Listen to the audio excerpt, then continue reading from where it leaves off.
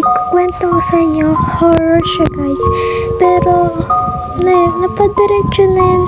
Napapunta dito si tita at nanay. At minakwento sila sa amin na parang creepy siya. Na yun, sabi niya, ano daw, tawag nun? Habang natutulog siya, may nakita siyang ilaw, pero di nakabukas yung ilaw, nakapatay. Tapos natulog siya, siya lang mag-isa doon sa kwarto.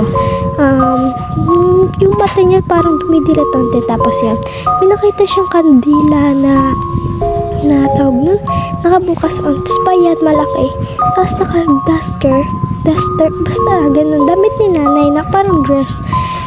Si nanay daw yung nakikita niya. Tapos, ganun din damit. Tapos, ganun din si nanay. Pandak din. Hindi naman sa pandak. Tapos, yun. Kala niya si nanay. Sabi niya, Nay, patay mo yung kandilang yan. Buksan mo na yung ilaw. May ilaw naman, Nay eh. Kinuha naman niya yung cellphone. Pagbukas ng ilaw. Guys, bago ko sabihin, isubscribe niyo muna ako, please. Ayan na, okay? Pagkabukas niya ng ilaw, walang tao na sa harapan niya. Promise na yun lang nila nakwento sa amin. At ang creepy. Tapos sabi ni tita, tumakbo siya, tapos nanginig. Tapos sabi niya kay Kuya Jumwel, tapos si nanay, sabi niya, nandun po sa kusina. Nandun nga si nanay nakatingin.